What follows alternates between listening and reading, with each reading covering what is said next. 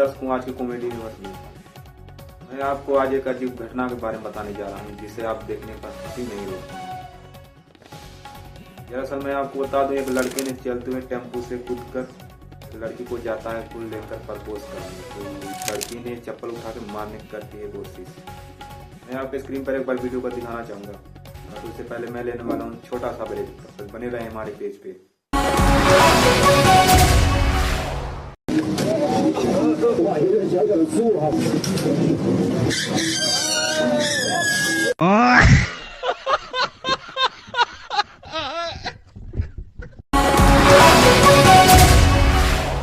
சரி போயிடு இப்ப நீ அங்க வரைக்கும் போற